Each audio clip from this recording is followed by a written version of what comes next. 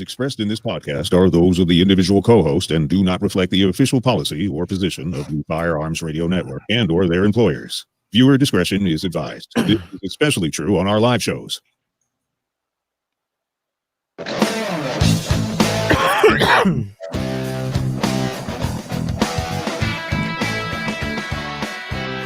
Welcome to This Week in Guns. This is a show brought to you by the Firearms Radio Network and Patriot Patch Company and Second Call Defense. The show offers commentary on the latest firearms industry news, information, and buzz. I'm your host, Jake Challen. Before you shop at Amazon, go to the Firearms Radio Network Amazon link and click through the affiliate link there to support Pro Gun shows by shopping Amazon. And we have a great panel this week. We have Adam Kraut, Esquire. He's the director of legal strategy for the Firearms Policy Coalition. There, I already butchered my first word of the evening. Hey, Adam, how's it going? That was terrible, but it was going pretty good. How are you?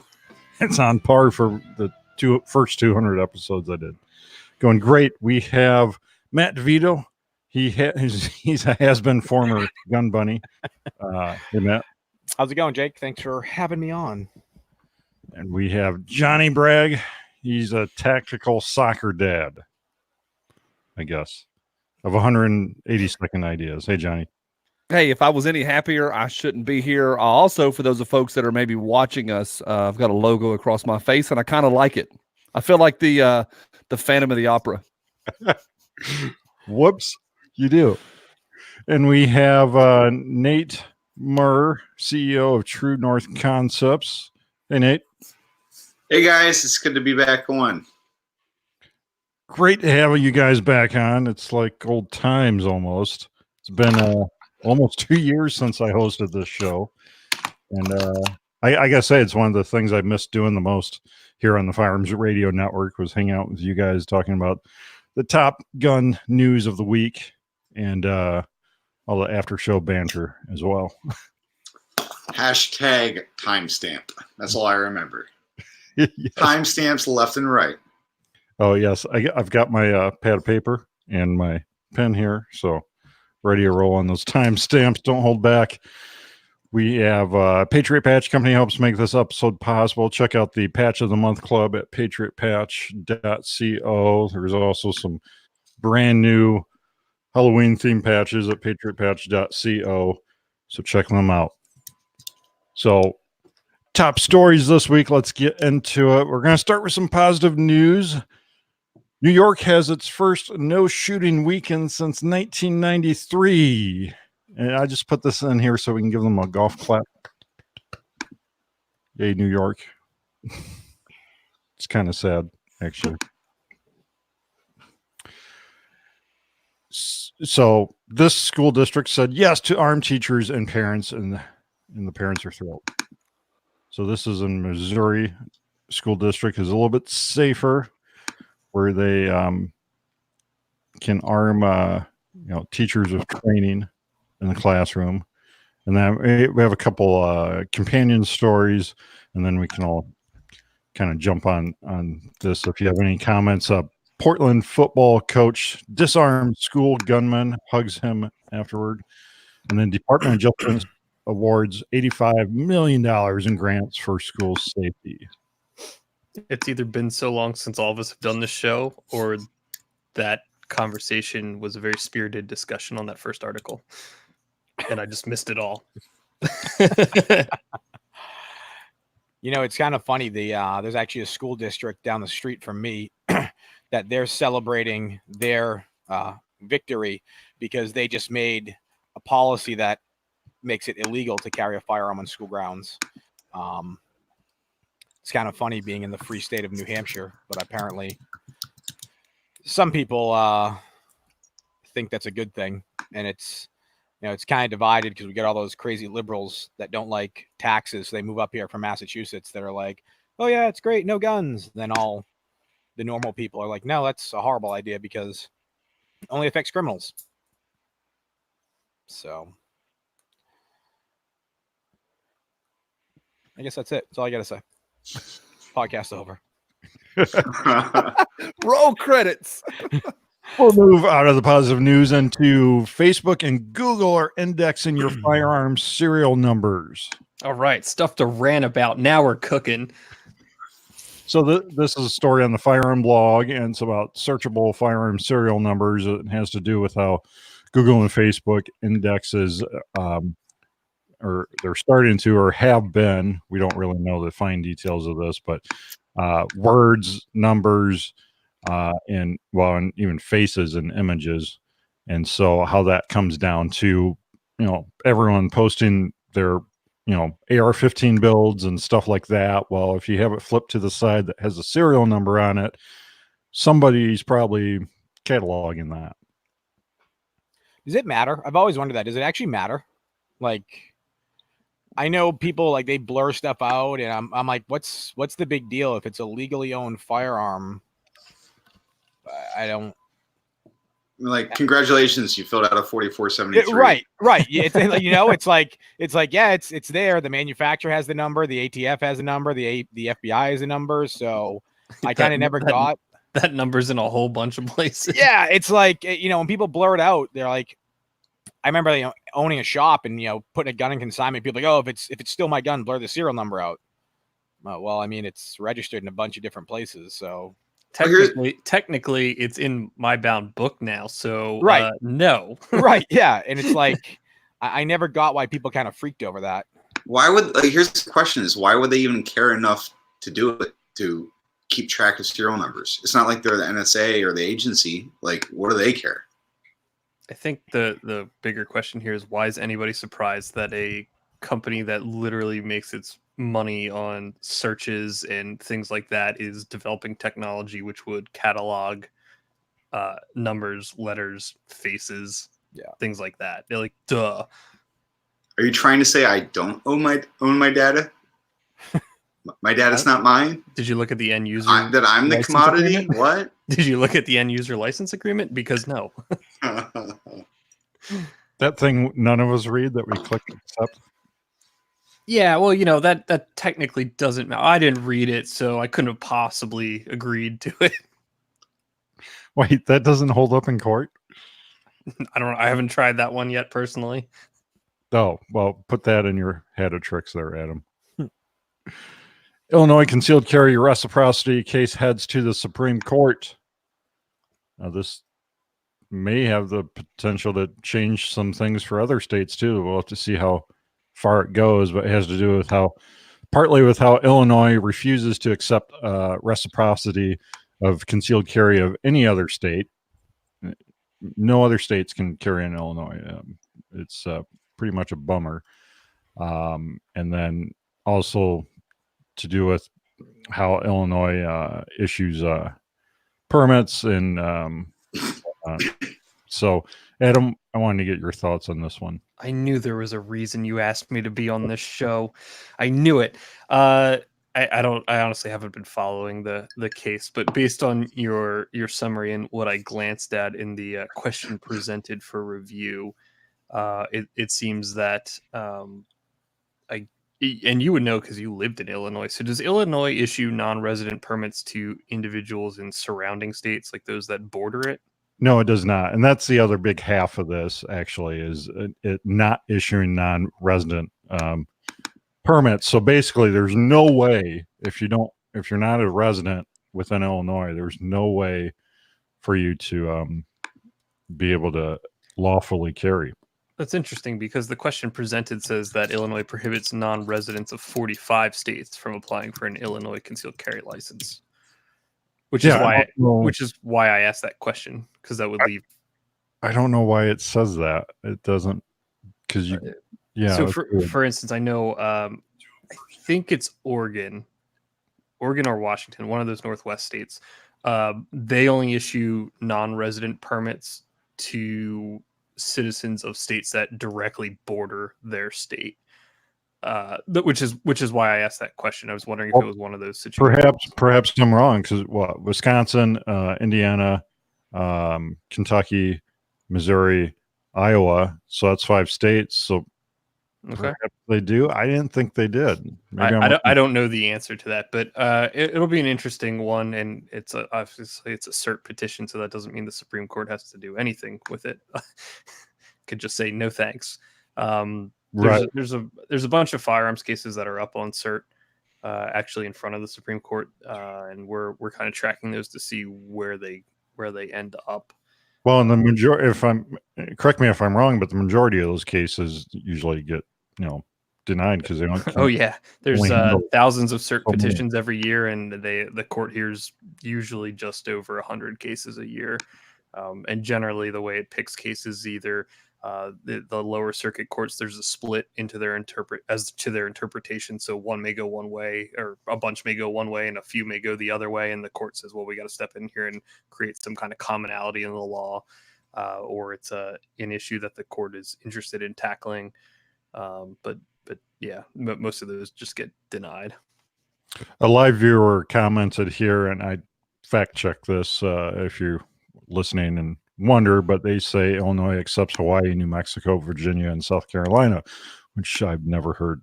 But I've kind of shut my brain off to everything Illinois the last couple of years, so there's that too. So let's move on to GOP lawmakers in Michigan push for a constitutional carry. Although this is a case where, it'd be cool if they got it, but it's sounds like it may be unlikely that this passes.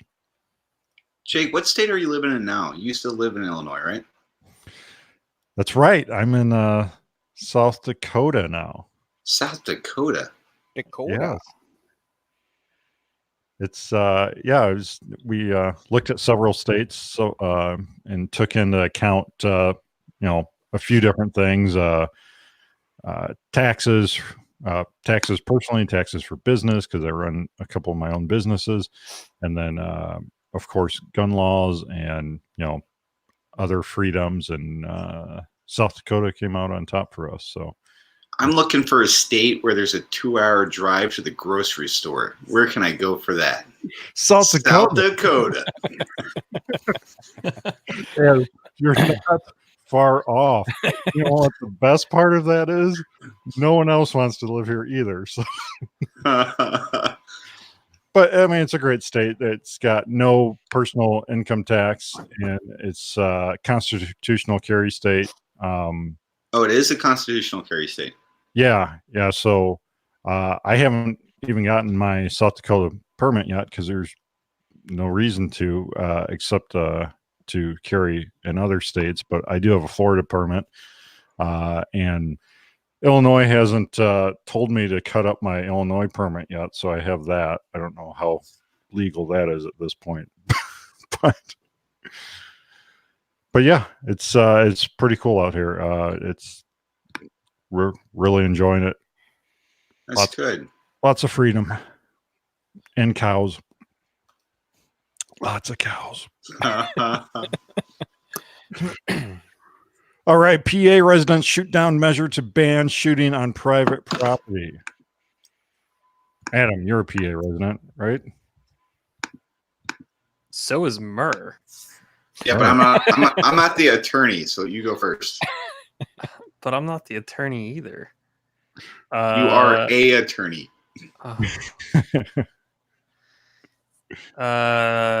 So what did they do? They rejected an ordinance banning shooting on private property. Yeah, the threat of sweeping restrictions being proposed to restrict target shooting on private property brought locals crowding into the Board of Supervisors' normally quiet meeting in Springfield Township, PA. Several measures were formally proposed at the meeting, and the rumors had suggested even more would be. Most of the proposed items were rejected, but we've had complaints of people blazing away for 3 hours. Township Manager Michael Brown said. Just 3 hours? Yeah, so I guess the solicitor said they decided it's not a prohibition against shooting, but only the hours to do so. But the effort was killed.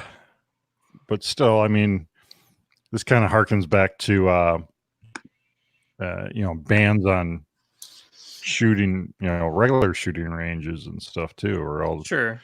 Well, you end up with like noise complaints and stuff. Like I live out in the country, and there's a farm like a mile away from me.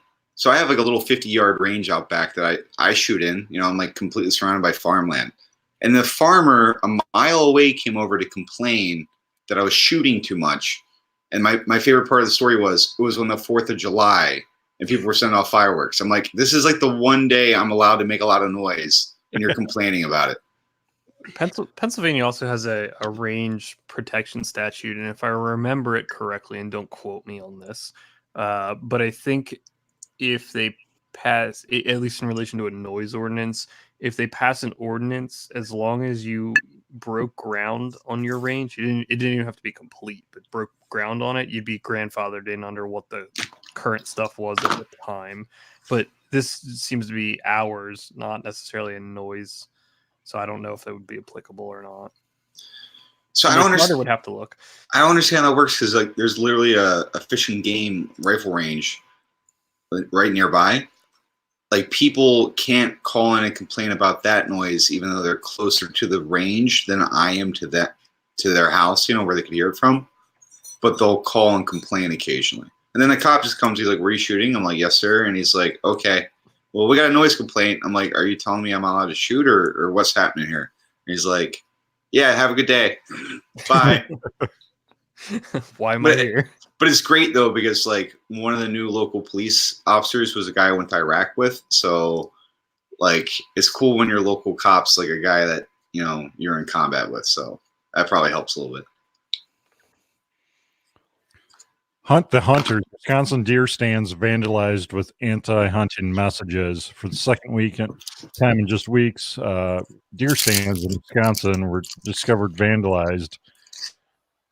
And messages written on them, including one that read "Hunt the Hunters." How are you gonna do that without a gun? Yeah, I was gonna say, yeah, try it. See how it works. I think it sounds like one of those like, hey, good intent, bad initiative type things, you know, for those people, for the PETA people. Like, I get it, you don't like hunting, but you probably don't want to go out in the woods and mess with people's gear. I guarantee those stands were not that far out in the woods. You can't wear Birkenstocks too far into the off country.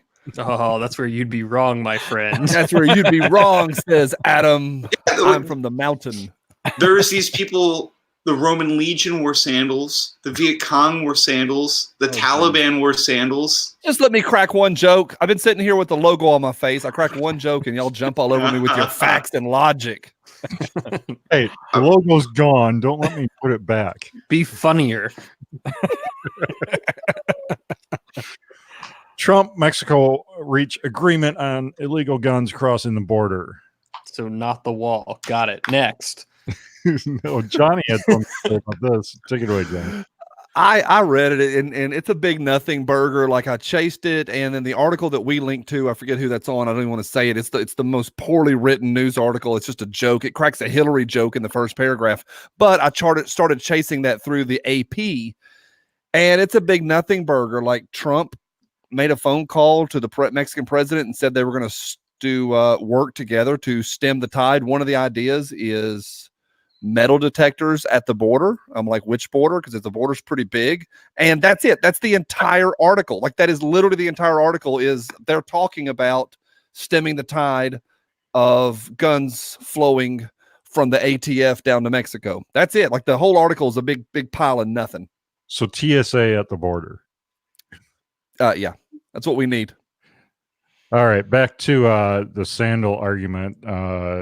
Some anonymous Facebook comment says Matt wears Crocs. Matt, can you comment on that? I hope so. My man. Oh gosh, he knows comfort and style. He's a man of culture. You're muted, Matt. That's fine. I'm not muted Mute me, now. I don't care. No, I was muted. Mute him. I don't care. Dude, I gave people hell for Crocs for the longest time. They are so damn comfortable. Yup. I wear them all the time. Everywhere. They're the best camp shoes after a long day of hiking. They're Forget great. camp. They're the best shoes for everything. You I can don't know go. about that. Well, listen, you can go 2-wheel drive or 4-wheel drive in them, depending upon what you're gonna do. So Flip the back Yeah. down and you've Yeah, got you some put- added. exactly, Added exactly. There's a lot of guys in the service wear them. They bring them along as like shower shoes instead of flip flops because a lot of times you got to walk like 500 yards to the shower trailer if you're in Iraq or Afghanistan or wherever. But yeah, like they're comfy lounge around shoes. Like they even make a Coyote Brown version. Yep. My So question is that's this, cool. Jake, with your moving into your new place, are you already building back there a place for your Pulitzer? Because I smell one. After this broadcast, you're going to need to go ahead and get a trophy room. Adam, how was that? Better. Better. We're getting Yeah, warmer. Once By the once end, we we'll have hit- a good joke. once we hit shower shoes for soldiers in Iraq, I'm like, I smell the Pulitzer. You know, we're one song away from like the full-on Emmy, Grammy, and the EGOT. This Well, is I mean, prize they'll winning go in the- material. I think Matt DeVito should do a hunting show where he hunts every animal known to man, only wearing Crocs. But they have to be the tie-dye ones. Yeah, they got to be the tie-dye ones. Find somebody The to show- sponsor that. I'll do it. Every animal, including homeless people. Wow. Whoa, that got dark quick. Also, they don't like to be called homeless, Jake. They like to be called urban survivors. They also don't like to be called They're animals. urban Jake. They're people. urban survivalists. Is this what happens when you move to South Dakota? All of a sudden, you have this superior attitude. Well, you know what keeps the homeless people out. All right, moving on. Justice Department says Academy Sports is liable for selling rifles to Sutherland Springs killer. So the whole thing about this is because the guy had a Colorado driver's license but bought the gun in Texas. Is that like the whole sticky point on that? So apparently, the sticking point on it is that the magazines are illegal in Colorado. But he bought the gun in Texas, though, right? Right. Well, but Where but- everything's legal, including Yeah. shooting AR-15s from helicopters at pigs. correct. But when you, as a licensee, sell a firearm to an individual, you have to ensure that it's legal in their state as well. Here's the question: did he pass the 4473, like the background check? Clearly, but Yeah. you're still supposed to ensure that the firearm complies with their state's laws. Now, I guess there's a question as to the magazine and whether or not a court would find them liable for that. Now, wait a second. So, the guy was from Colorado but bought the gun in Texas, Yeah. and then had the And you- gun transferred where? Back to Colorado? No, you can buy a long gun out of state. You don't need to, Yeah, I have. not unless that big of a you're deal. from some state like Massachusetts where you can't So do that. no. So, to the best of my knowledge, you can buy a long gun out of state as long as the state that you're buying it in is contiguous with your home state. No, it could be any state, as long you as can- the, so you as can long as leave- the gun is compliant with what is your state's laws. So you can leave. I could go to Texas from New Hampshire. I could go to Texas and buy a gun in Texas and drive it back to New Hampshire with me. Yeah, I thought it had to be Don't go through shipped to. Jersey. There's a whole series of imaginary lines you could cross, I thought and go from being a felon and then not a felon to being a felon again to not being a felon, depending which imaginary line. I don't care. I have a special ID that says I'm never a felon, but I don't care about that. What is that? The Constitution of the United States of America? Oh, that's the other one. That's the one that I pull out in case the other ID doesn't work. how does that work out? Probably not all that well. He's a sovereign citizen. I Oh I held God, I up. can't wait Listen, to see his court filings. They're going to be great. I held Am I up a being plane. detained? I held up a plane last year in Texas with that ID. I was like, wait, I need to get on this plane. Hold it. This is who I am. It worked. Everybody else on the plane hated me, but it worked. How do I get one of those IDs? That's a secret. No, are you sure? Are you 1,000% sure? Because I could have sworn for the life of me, it was you can buy a gun out of state and take it home with you as long as the state is contiguous with your state, but that's for long guns only, not handguns. I would say that during the assault weapons ban and after the assault weapons ban, I bought guns in North Carolina when stationed in Camp Lejeune with no trouble whatsoever. The only thing was if you were buying a handgun. But it's different Can I because settle this? no, Oh, we're having talk. Okay, yeah. you talk, and then I'll tell you what the answer is. Go But ahead, you go, don't go. get this all legal. Don't legal this all up. Here we go. You're out. Legal. Let's go. Wrong frequently asked question. I'll be back. Anyway, it doesn't matter because if the guy, say he was in Texas because he was moving there, like, you know, when you move to another state, sometimes you don't get a driver's license right away, but like you're through the process, so you're a resident of the state, but you don't have like a driver's license yet, right? So what I'm saying is the counter was willing to fill out a 4473. The guy passed the 4473. The whole thing is like, oh, well, the gun and the magazines weren't legal in his native state of Colorado. How would that have prevented the crime that he went to proceed to do, right? It wouldn't have made a difference. I have the answer. I found it now. I was looking for it off ATF's website. The question is, may a licensee sell a firearm to a non-licensee who's a resident of another state? Generally, a firearm may not lawfully be sold by a licensee to a non-licensee who resides in a state other than the state where the seller's license premises is located. Okay. Blah, blah, blah, blah, blah. In addition, a licensee may sell a rifle or a shotgun to a person who's not a resident of the state where the business premises is located in an over-the-counter transaction, provided the transaction complies with the state law in the state where the licensee is located and the state where the purchaser resides. So there's nothing about it being contiguous. It doesn't have to be contiguous. You just have to make sure you comply with the law of the state where you're currently in and that it complies with the law where the buyer is from. I can also see the 20-year-old kid at Academy Sports not knowing that when he filled out the 4473. Oh, 100%. But the thing is, when you buy stuff at one of those big box stores, they normally have two people check that 4473 after. They normally have like the area manager and then the store manager come and check. Yeah, and then the assistant to the store manager. But checking the form for accuracy isn't the same as knowing that you got to make sure that that gun is, you know, legal in their state as well. That's why ATF publishes that book of state law and regulations that they theoretically are supposed to update once a year, but it went for a number of years without actually being updated. Has it been updated yet?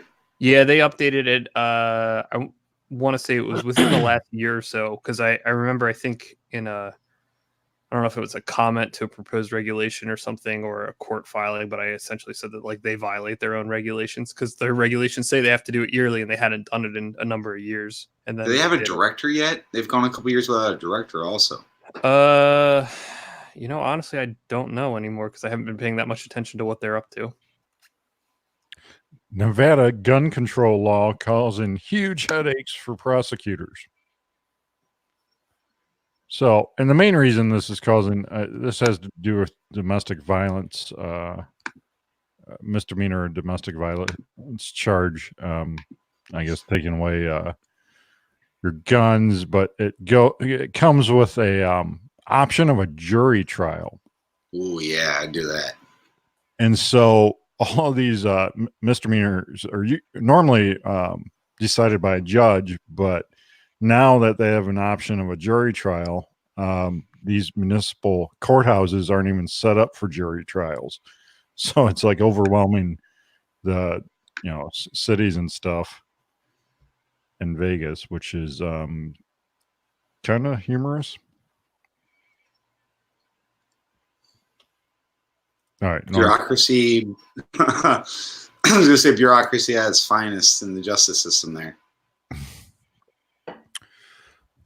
Why don't we get into some new guns? Savage debuts new precision series rifles. Where did you learn English? South Dakota Public South Dakota. They're buttes. Look over there, y'all. There's a mesa. There's some Dubuques. I see Dubuques over there. Right next to the mesa, right above the canyon. Adam? Better. We're getting hot now. All right, let me find that logo file. You say Dubuques and you're gonna logo my face out. Yeah, bring that one on. I'll take the logo. That's a badge of honor. That's a badge of honor. So let me see if I have this straight. Savage arms with the same action and barrel they've been using for like 40 years and just put it in a fancy new stock. Am I reading this right? Because that's what it seems like. That I don't know. Does it have an AccuTrigger? Because if that's the case, then that's pretty much what it is. Is the AccuTrigger the one that looks like a little Glock trigger inside the big trigger? Yeah. Then yes. Yes. So yes, you are correct, sir. I think Next- it's mainly next the topic. chassis on these. Yeah. Yeah, man, everybody's doing this aluminum chassis thing right now, and I just don't get it. Gun holsters recalled due to risk of switching safety. Hey, who makes those? Is this the Serpa one? Blackhawk? Oh no. It's not a Really? Serpa one? It's not a Serpa though. Whoa. Just a regular. You think a company with the R&D capabilities of Blackhawk could put out holsters that don't flip safety switches? Oh wait, this is totally Blackhawk. Yeah. The T Series L2 Charlie gun holsters. So I'm not gonna lie, I just bought my first Blackhawk holster in like ever in my entire life. After like 20 years of ruthlessly hating on this company, I just bought an Omnivore. And I'm not gonna lie, kinda like it. An they- omnivore, huh? Yeah, because it locks onto the flashlight, not the gun. So you can put literally any gun with a flashlight, like a TLR1 or X300, will fit in this holster. It's like a catch-all. So if you have like a weird gun, like a CZP90 or something that I Is don't. it on the waistband? Yeah, it's like a Safari Land like overt holster, you know, but Gotcha. but it doesn't have the button on the side like a regular Like, Serpa yeah, no, does. no, I It's got. got a thumb I have button. I have a Filster floodlight spotlight. I have both, but I think it's the floodlight's the one that's a universal. Same premise. Like it's a universal fit for a X300. You can stick pretty much anything in there with an X300. Yeah, I like it, but luckily it's not that. That's not the holster they're complaining about here, so that's good. Yeah, you would think these people would finally get it dialed in after 20 years of being mocked. So if you have a holster that's designed to use a 6R P320, P250, and it's a clip to the user's belt style, and there's a number on here you can check out in the show notes to see if your holster is recalled. SDI discontinues 70% of its product line. And companion stories, Cobalt Kinetics enters the 1911 market, and Dan Wesson DWX, the cross between a CZ75 and 1911. You guys care anything about these? I'm not gonna lie, that CZ, this Dan Weston gun, that's like a CZ75, which is like a very popular gun. Like I know a lot of competition people like it. And Mhm. 1911, it's actually a pretty sexy looking blaster. I'm not gonna lie. It is. Yeah. Now I have to look. The grip angle looks more like a 1911 grip angle than a CZ. So I mean that's But like the shape looks CZ-ish. yeah, but like if you look at the grip, I mean it's an alloy frame gun, so Ouch, $1,800. oh yeah, it's a little salty. Hard pass. But it's got a full length rail, so you can mount a flashlight and then put it in a Blackhawk Omnivore holster and not shoot yourself. I don't hate it. I don't love it, but I don't hate it. I like how it's got like a palm swell to it. Like the Yeah. frame itself is even a little wider. I don't think it's just the grip panels. If It Matt needs- doesn't hate it, somebody call the AP. Johnny, get on the phone. Get them to do a story on this. It It needs, looks- Dude, it looks like an old school Springfield operator had a baby Yeah, with a CZ yeah. 40. with the full 75. rail. Yeah. It needs some more like slide lightning cuts though for it to be cooler for the gram. I think. Oh yeah, for the dust and It needs the a grip lint. zone. It doesn't come. It doesn't already have. It's not already milled for a red dot. No, it'll be a failure. Yeah. Trash. Next. All right. Well, I want to talk about this. Try the new CZ online configurator. Now, this is kind of like how you go to like Chevy or Ford.com and you can configure your own new car, new truck. This is the same concept. You go configure your new P10 or your new 467. You can, choose what barrel, what length, accessories. I mean, do any other companies do this? This is kind of cool. It's in not English. Really work. Coming soon, global customer. So I guess right now you're stuck with the Czech Republic version of it. Well, I mean, go with me here. I mean, Well, here's my question. At the end, can you order what you configured, or can you just configure different things and then you just see it? Well, imagine you Oh can no, it order tells you. whatever It you tells you. want. It looks like it tells you the price. Wasn't there an app like that, Gunstruction? Yeah. Are they still around? Yeah, it's still on. It's still on ARFCOM. Ugh. Did they add a grip stop to it? Because I remember talking to that guy trying to add grip stop to it, and That I think he wanted money or something like that. And I'm like, and hard pass. well, or like a Bud's Guns or Kentucky Gun Shop. Someone should develop this where you can configure the gun the way you want it and then click order. I think Brownells even had something like that for a little bit, didn't they? Like 2 or 3 years ago. Oh, maybe. I feel like I'm taking crazy pills. I swear Brownells had like an AR builder. I don't think they had it for pistols, but it was like for ARs. And it was kind of like the construction I thing. think you're right. Do they still have that? I don't know. They still do. I don't know. I'm gonna call Simon Pierce tomorrow and ask him. Harass poor Simon. All right, pledge your support for this show going over to firearmsradio.tv/pledge. All right. I'm offended. We're to the I'm offended section. I'm not necessarily offended here, but somebody is. Indiana mother charged with felonies after son breaks into gun safe. Breaks in. That's right. Her son broke into a gun safe, and the authorities are saying that her safe wasn't secure enough. Well, this happened in Indiana, and Indiana doesn't really have any laws pertaining to gun storage, but yet they're charging her, saying that the safe wasn't secure enough. He actually, she left him home alone that night, and then the next day he broke into the safe and went to the school to try to commit a mass shooting, but was confronted by police and ended his own life. No one else was hurt. Well, that's good. And it wasn't a safe, to be clear. It was a gun locker. So let's not get carried away. Was it like a stack one, like one of those sheet steel ones? I don't think the brand is in there, but I guarantee it was probably one of those. Probably the stack on from Walmart. Yeah, those cheap, like 16 gauge steel ones. Regardless, like the lady at least had her weapon secured, you know? Yeah, and the actual Newsweek article says that the charges against her relate in part to the gun storage locker located in her basement.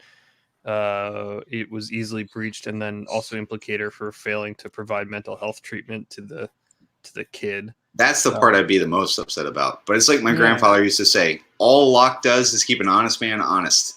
He also said, where there's a will, there's a way. So tell us more about Granddad. He used to say, if you're not having a good time, ruin someone else's. Also, if you can't sing well, sing loud. Words of wisdom. That guy was incredible. I've missed Nate Murr stories. He did not even pause. Didn't even pause. Well, that's because it's all true. Right. So no one else thinks this is crazy. I mean, being charged. I don't think it's right. The lady should get 6 felonies from it because she took steps to prevent her crazy son from getting access to the weapons. And that's kind of like one of those hard things. Like, you're not crazy and you're allowed to own your weapon, but someone in the household is crazy or is suffering some sort of mental issue. So if she didn't seek treatment, I can understand a little bit of blame for that. But it sounds like the kid still forced his way into the safe. You know, like, how are you going to prevent that? But when they say she didn't seek treatment, how was he mentally ill? Was he just depressed? Did he need like right? the Like, Ritalin? Like, if you ask me, every 14-year-old teenager in America is, mentally unwell. Yeah, I mean, it's like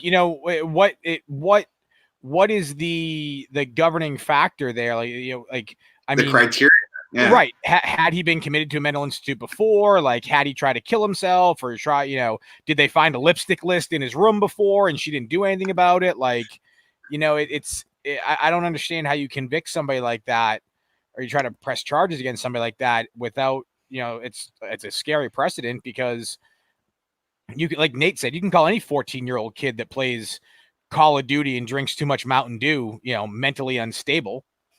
So, as your stepdad Terry does loud sex to your mom.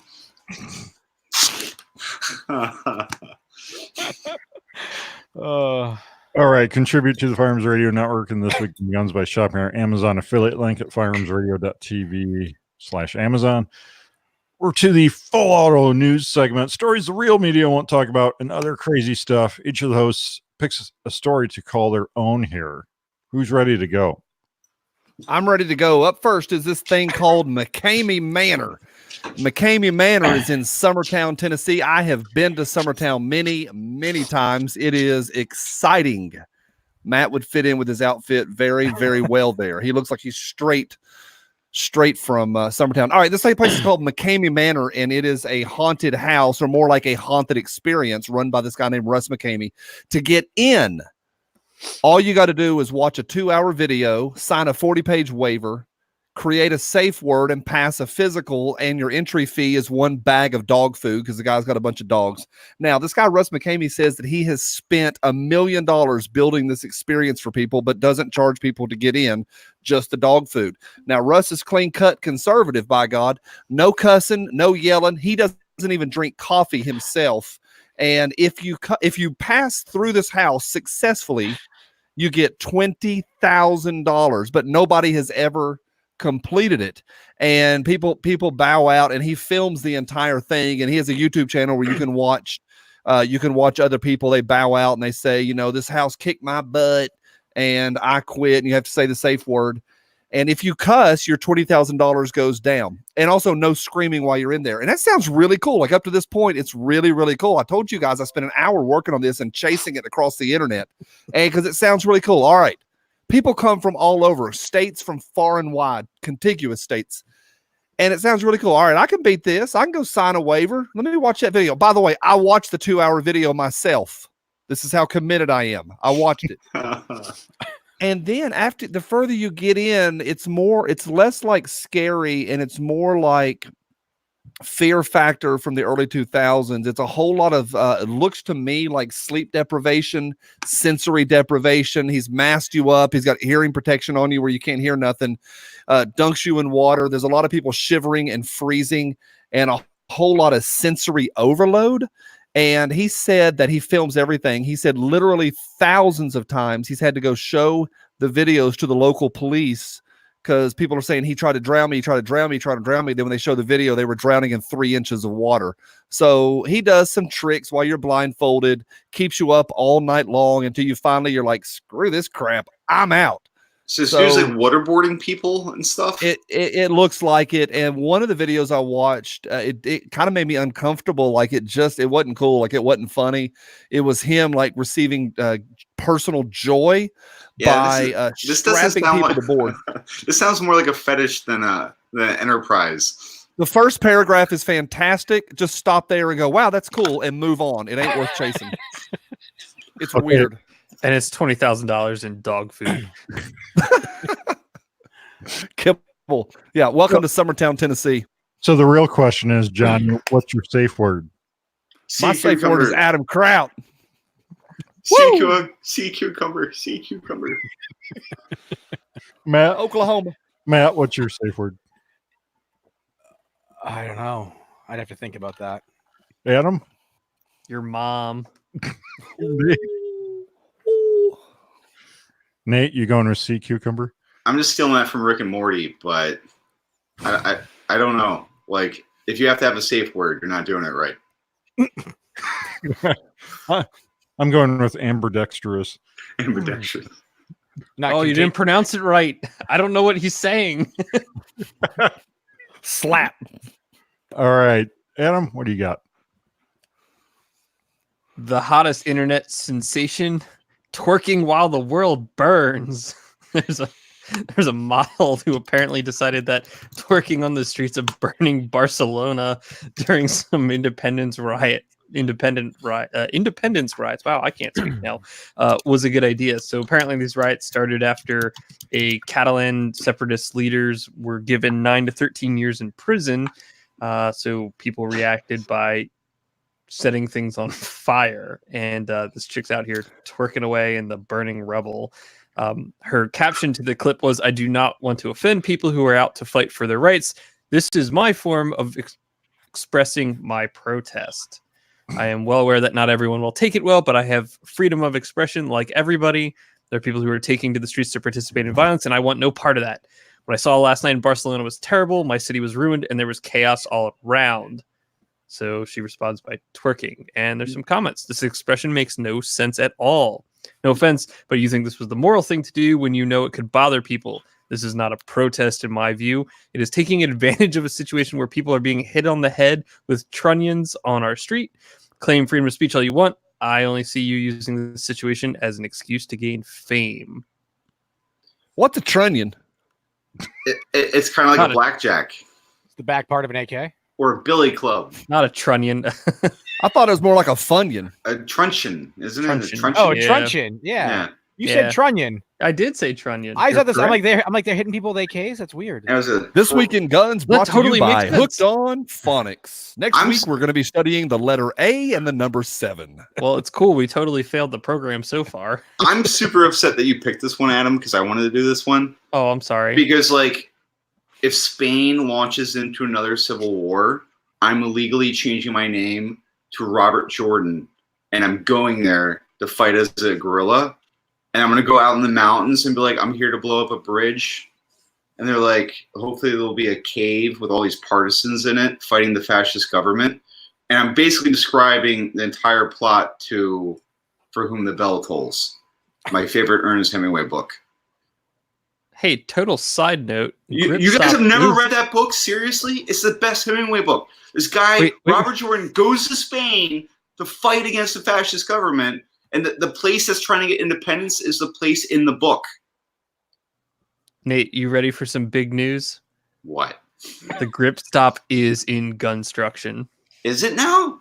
It is, but it's not oriented correctly.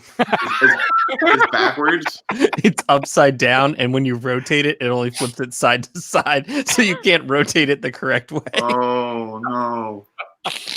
That's hilarious. Oh, No that's wonder my sales are down.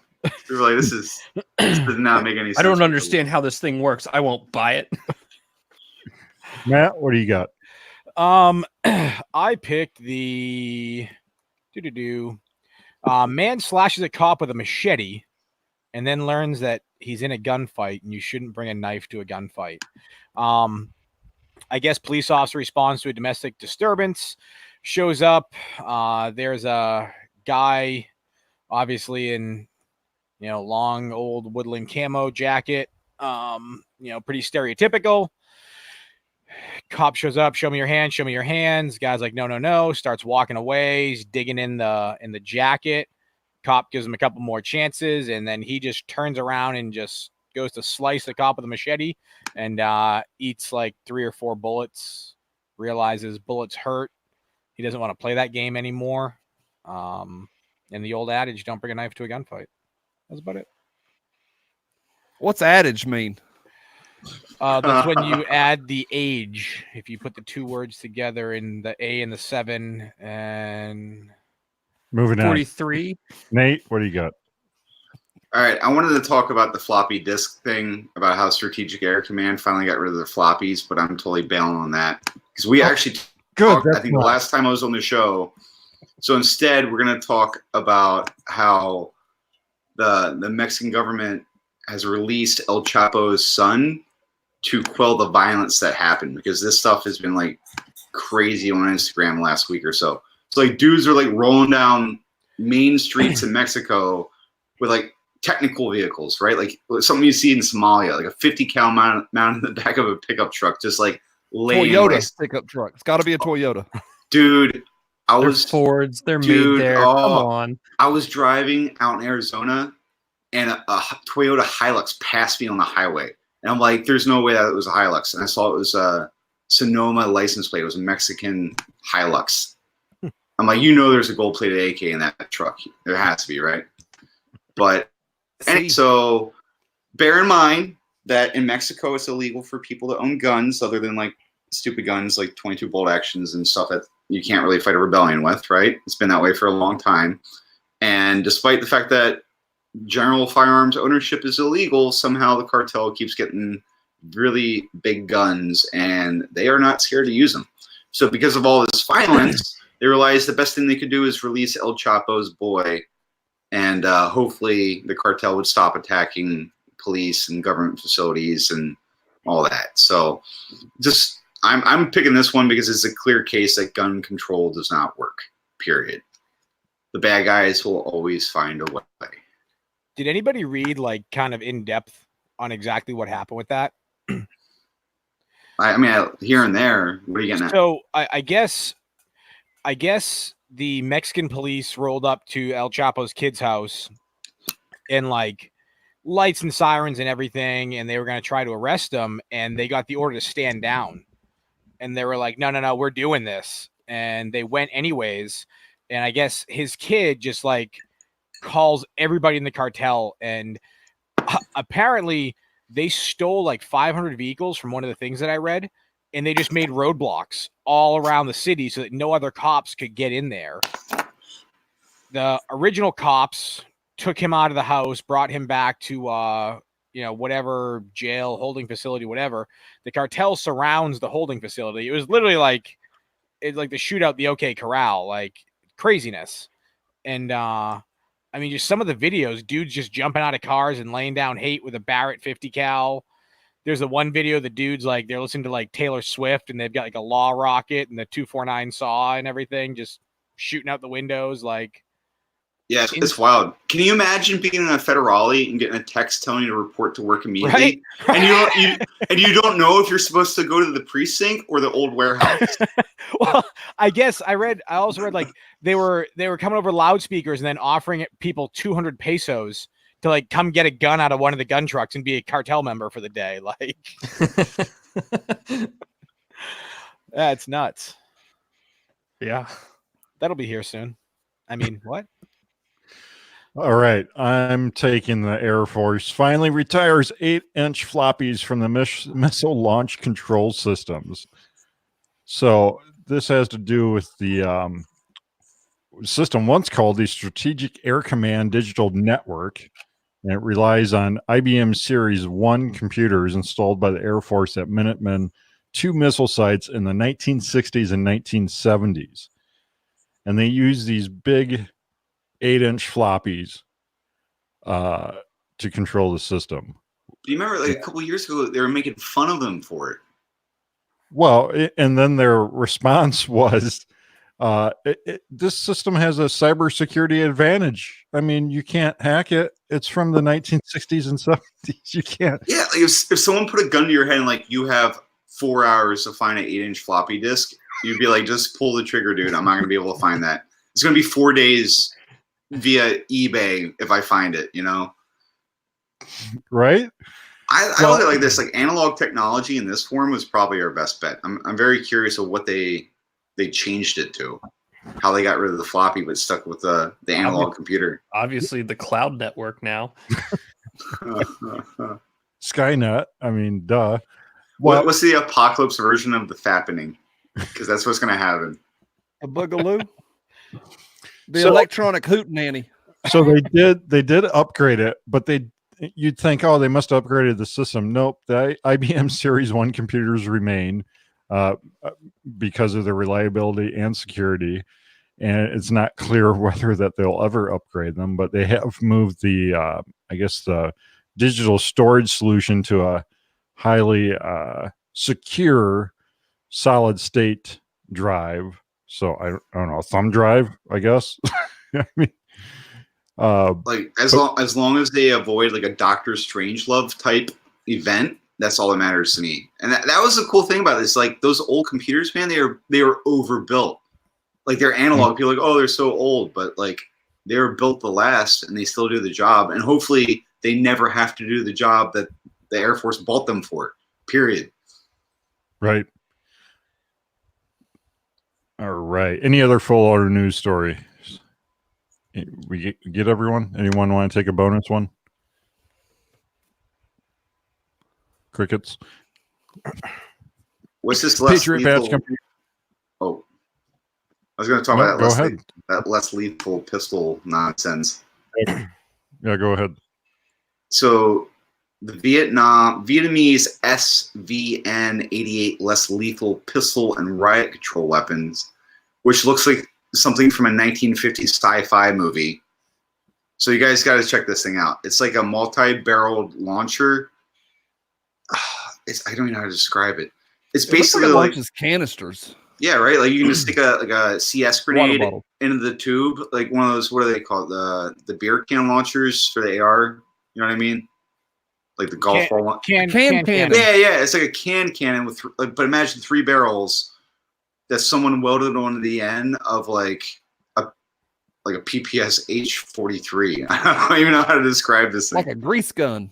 Yeah, it's like a grease gun, but like it looks like you front load one of the CS canister, smoke canister, whatever, and I'm assuming it's a blank that propels it. It has to be, right, or else it'd rupture the grenade. I'm disappointed with the stock they chose for this thing, though. They spent like all their money on the fancy grips for it, and no money in R&D on the stock, like whatsoever. But anyway, like more or less lethal options. That's always cool, right? No one cares about. They're lethal? pretty cool looking. No, I'm glad you brought that one up. Yeah, you guys have to check out the pictures of that and the show notes, which we'll post at firearmsradio.tv. Well, the great thing from this article is this was at a Vietnamese firearms show. And at the end of the article, the author says, while Vietnam 2019 DSE, that's the name of the show, did have some interesting firearms, I hope next year they'll actually have some Vietnamese firearms. So it's a Vietnamese show with a whole bunch of nonsense. It's like the Vietnamese shot show, pretty much. Yeah, set up on card tables with a corn dog stand out front. That sounds like a better time than shot right there. I agree. Patriot Patch Company helps make this episode possible. Check out the Patch of the Month Club. Unique exclusives every month delivered to your mailbox only via the Patch of the Month Club, patriotpatch.co. Well, leave your feedback by commenting on the bottom of the YouTube video or the bottom of the show notes. Leave us a review over on iTunes. Help the show. Click the affiliate links, and you can pledge your support at firearmsradio.tv. This Week in Guns is produced by Kenny Ortega and Ben Allred and is a production of the Firearms Radio Network. That about wraps us up. Thank you, Johnny. Appreciate you. Johnny, where can people connect with you online? They can type into the YouTube. They can just type in gun gossip. It'll pop right up into the YouTube.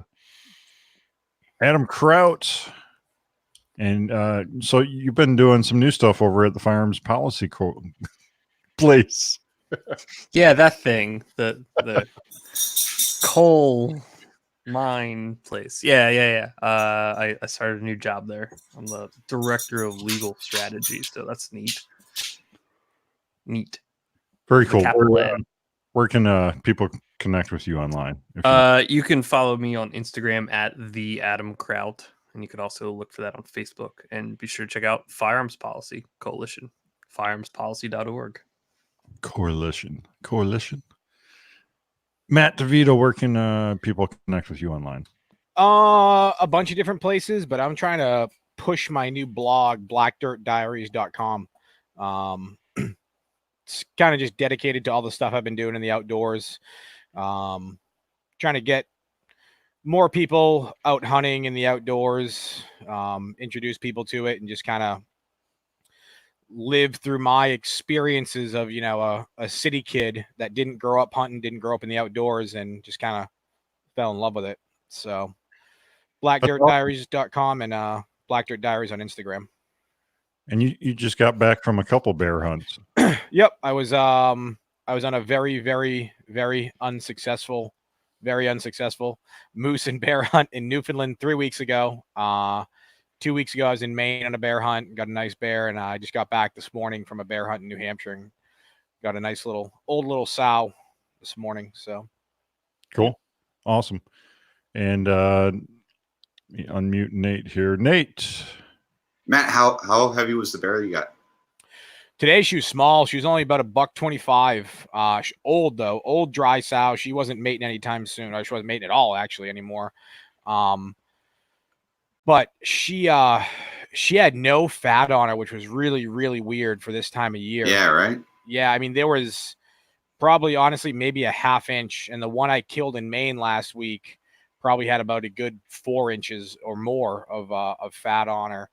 So I don't know what was up with her, if she was sick or whatnot, but I mean, you know, I hunt with hounds in the fall, and she was in a tree within like a half hour, which normally is kind of unheard of, but what are you gonna do? Bear's a bear. That's right. Meat in the freezer. Nate Murr, where can people connect with you online? Probably Instagram would be the best place. So you can follow True North Concepts LLC on Instagram or Facebook. To be honest, we definitely more attention to IG than we do Facebook, but yeah, that's probably the best place. You can always check out the website, which is truenorthconcepts-usa.com. Very cool. Well, that's a wrap. And so I'll be back to hosting This Week in Guns the fourth week of every month. My episode will actually be live on Thursday nights instead of Wednesday. So check your calendars. Thursday, the fourth Thursday of each month. So next month, I think it's like the day before Thanksgiving. So I'll be back then, and Sean will be back next week. That's a wrap. Yay. Bye. Bye.